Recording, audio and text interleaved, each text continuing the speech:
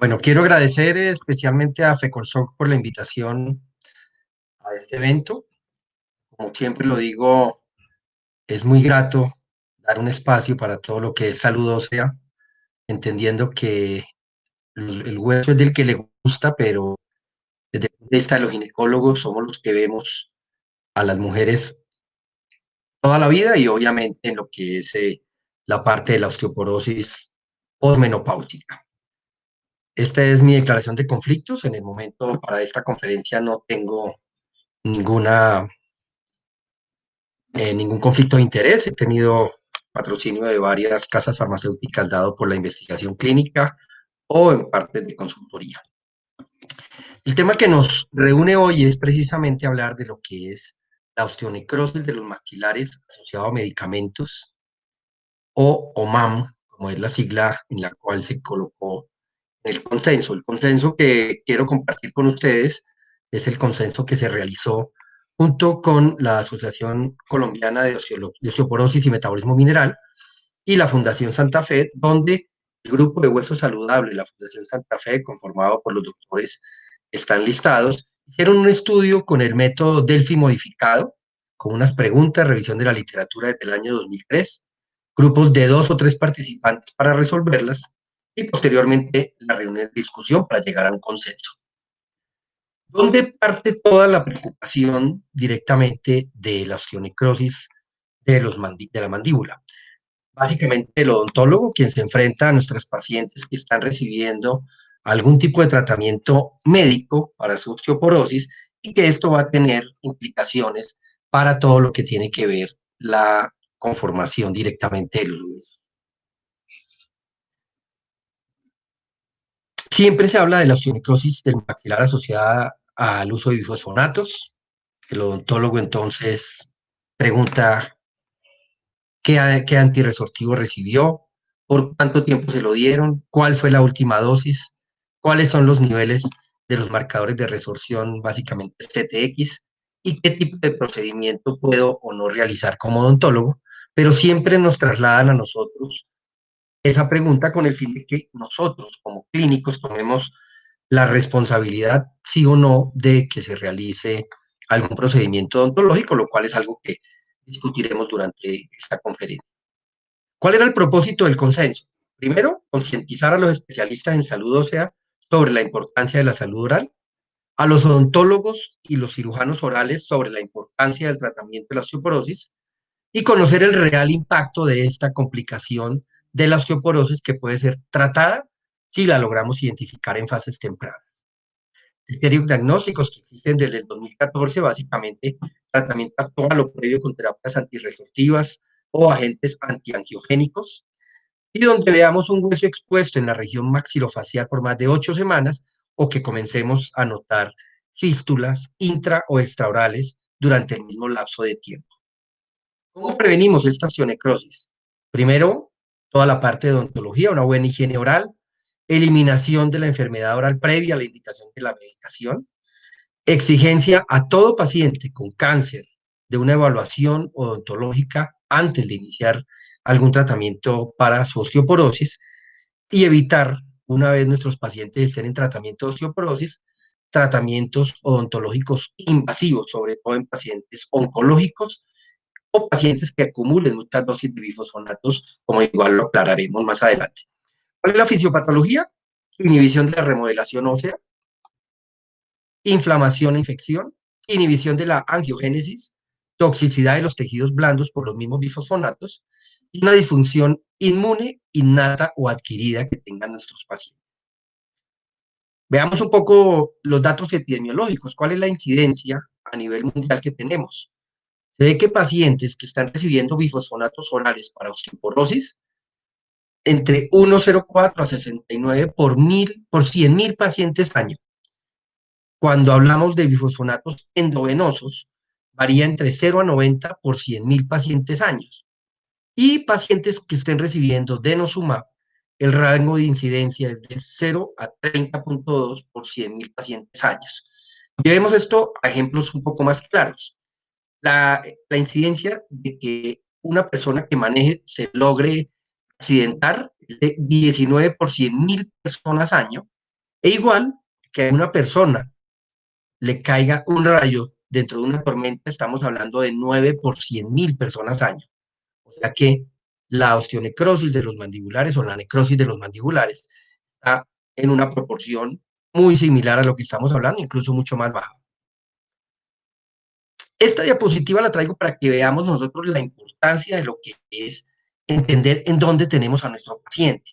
Si nosotros tenemos un paciente que en un momento dado está recibiendo mm, la parte de los bifosfonatos para manejo de su osteoporosis o pacientes que estemos recibiendo dosis altas de bifosfonatos para manejo de cáncer, su comportamiento va a ser totalmente diferente desde el punto de vista de riesgo de osteonecrosis, como vemos en la diapositiva, siendo obviamente mucho más alto en pacientes con cáncer que pacientes que estén con osteoporosis. ¿Cuáles son los escenarios clínicos que tenemos que tener en cuenta nosotros? Primero, la prevención. Segundo, paciente con fragilidad óseo que inicia antirresortivos. Pacientes en tratamiento con antirresortivos que requieren un procedimiento dental invasivo. O aquellos pacientes con antirresortivos que ya desarrollan la osteonecrosis. Y depende del tipo de bifosfonato o el tipo antirresortivo y del tipo de duración basado en una métrica de 4 años que se seleccionó. Veamos el primer escenario. Prevención. Primero, cuidar los huesos desde la infancia, buscar una buena salud ósea, recordemos nuestro concepto de pico de masa ósea. Y segundo, un cuidado dental. Toda la parte de higiene oral es importante y el odontólogo tiene que ser una de las interconsultas que debe primar nuestros pacientes antes de iniciar un manejo de osteoporosis. Veamos siempre la prevención. Cuando hay unos controles periódicos, encontramos en esta revisión de artículos que si hacemos una muy buena prevención con toda la parte de valoraciones odontológicas previas, vamos a bajar de 4.6 a 0.8 esta incidencia de osteonecrosis de los mandíbula, solamente haciendo cuidados de higiene oral. El segundo escenario son pacientes con fragilidad ósea que inician tratamientos con antirresortivos, evaluación odontológica, educar a nuestro paciente, hacer un control microbiológico de esa cavidad oral, eliminación de los focos infecciosos y del trauma donde encontremos nosotros la lesión ósea en ese momento esté siendo prioritaria, y predecir las necesidades de rehabilitación e implantes, ya no ser tan libres en la parte de ofrecer tratamientos invasivos a pacientes que estén recibiendo tratamiento para su osteoporosis o tratamiento para cáncer. El tercer escenario, pacientes con antirresortivos. Si el paciente tiene una osteoporosis, no ha iniciado terapia y requiere un procedimiento dental invasivo, no hay problema. Iniciemos el antirresortivo y hacer este procedimiento dental. Por el contrario, si el paciente ya inició el antirresortivo, un bifosfonato, antes de 4 años o no completa 4 años, el bajo riesgo de osteonecrosis, hacer una técnica quirúrgica y un control bacteriano adecuado. Si por el contrario ya tiene más de 4 años, hay mayor riesgo y hay que hacer énfasis en todos los protocolos que se definen a continuación. Entonces viene la gran pregunta, ¿suspendemos o no suspendemos el antirresortivo cuando hay riesgo y necesitamos un procedimiento dental? ¿Qué se encontró en la revisión y el estudio Delphi que se hizo?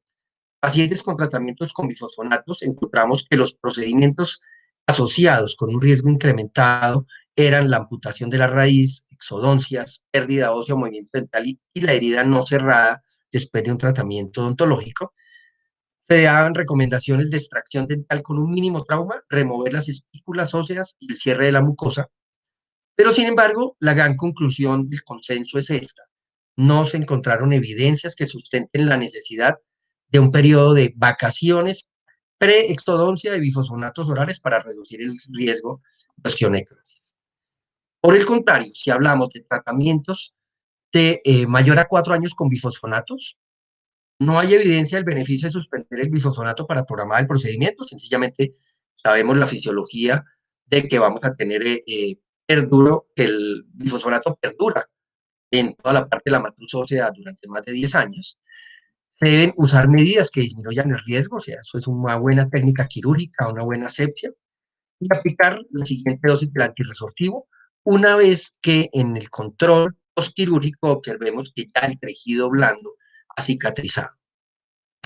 Caso especial con el denosumab. Sabemos nosotros que el denosumab se utiliza, sus aplicaciones son cada 6 meses y vamos a encontrar cómo disminuyen esos marcadores de resorción en forma importante y cómo apenas se va terminando los 6 meses, nuevamente aumentan.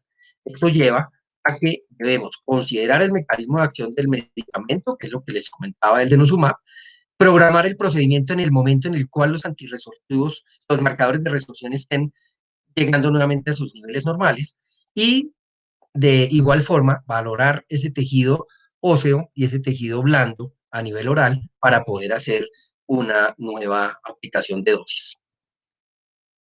Procedimientos dentales asociados al riesgo. La cirugía oral, más o menos en 52 a 61% de los pacientes en extracciones dentales. Trauma por prótesis totales o parciales. Hay que estar muy pendiente de nuestros pacientes que tengan estas prótesis que no estén muy desadaptadas y que lleven a tener lesiones orales. Los implantes dentales es lo que más se debate, lo que más controversia tenemos en este momento. Y definitivamente encuentran en los criterios de la Asociación Americana que si hay contraindicación en pacientes que son tratados con bifosfonatos endovenosos. Sin embargo, hay un poco de encuentro entre estas posiciones, sobre todo cuando se habla de pacientes con osteoporosis, no tanto en pacientes con oncología.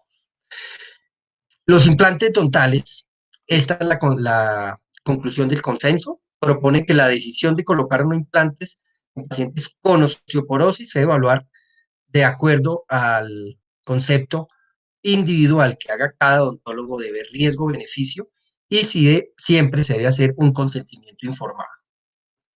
En el paciente oncológico, definitivamente hay que suspender los antiangiogénicos. Sabemos que esto es la parte importante en la cual se disminuye toda la irrigación del hueso y toda la irrigación de la zona que puede estar afectada. Controlar la inflamación y la infección, eliminar el foco mediante tratamientos no invasivos, usar antibióticos, antisépticos y, como habíamos dicho anteriormente, retirar todas espículas óseas y todos los bordes cortantes óseos que quedan, que son los que van a hacer una un difícil cierre de esta herida por un cierre de primera intención. Esta es la estadificación de la osteonecrosis. Vemos desde el estado 0 hasta el estado 3B, en el cual definitivamente son casos que se tornan bastante complicados, bastante agresivos y que generan mucha preocupación en nuestros pacientes y obviamente en los odontólogos y en uno como clínico cuando un paciente que uno viene manejando con osteoporosis le llega a la consulta en estos casos. ¿Qué hacemos en el estadio 0? Un diagnóstico diferencial, mirar muy bien si se trata de una osteonecrosis o si existe alguna otra condición patológica diferente que sea la que nos haga dar esta imagen. Tener muy claros cuáles son los focos infecciosos a tratar, mirar desde el punto de vista de las imágenes si hay o no una osteomelitis y definir de acuerdo a esto el tiempo y la vía de administración del antibiótico y mirar cuáles son los dientes que se encuentran en un momento dado flojos, ya que esto conlleva a que si son dientes que son vitales, que tengan o no tengan una endodoncia, van a verse afectados también en la aplicación de los bifosfonatos. El estadio 1, donde vimos, de acuerdo a las imágenes anteriores, el compromiso alveolar y hay una exposición ósea evidente. El hueso que está expuesto sabemos que es un hueso ya contaminado, es un hueso que muy seguramente va a terminar haciendo una infección severa. Entonces hay que hacer una buena asepsia y retirar en lo posible ese hueso que está ya afectado. Si hay secuestro, retirarlo y buscar el cierre por primera intención con colgajos libres de tensión. Toda la parte que conlleve hacer tensión en mucosa oral tiende a necrosarse y a agravar el cuadro. Entonces, tratar de no tener este tipo de tensión. En el estadio 2, el hueso está expuesto y la infección está activa. El compromiso alveolar solamente. Miramos que ya se convierte en una osteomelitis crónica instaurada y obviamente el esquema antibiótico es algo que prima en este manejo. Las imágenes radiológicas, básicamente resonancias, no son tan fáciles de interpretar, pero vale la pena tratar de definir hasta dónde tenemos nosotros el compromiso para de acuerdo a esto poder hacer el abordaje quirúrgico e igual buscar un cierre por cabo. En el estadio 3 ya hay una necrosis que se va hasta la parte profunda del hueso, donde ya encontramos las fístulas y donde vemos ya comunicación incluso con la parte inferior de la quijada, donde se ha encontrado que el uso de osteoformadores es algo que nos funciona muy bien, el aplicar teriparatida, esto es en uso off-label, sabemos que el laboratorio como tal no ha colocado este medicamento una indicación para manejo de la osteonecrosis, pero se ha encontrado que en el reporte de 10 casos, 8 presentaron una mejoría de los síntomas y progresión del secuestro con resultados óptimos, entonces es una muy buena alternativa. Monitoreo de marcadores óseos, hablamos, es algo que se discute, sin embargo, vale la pena tener en cuenta los resultados finales, donde hablamos de que tenemos un CTX menor de 100, el paciente está en alto riesgo. Por el contrario, si le encontramos un CTX mayor de 150, el riesgo es mínimo. A veces los odontólogos se basan mucho en esto, no lo discutimos mucho y si se logra llegar a estos niveles, que es lo que básicamente se ve con el denosumab, es una condición importante. Sin embargo, el consenso no considera útiles los marcadores de resorción, sin embargo, sí pone a consideración en aquellos pacientes complejos, aquellos pacientes que tengan riesgo por un cáncer o por alguna medicación concomitante, mirar estos niveles de los marcadores para poderse basar en eso.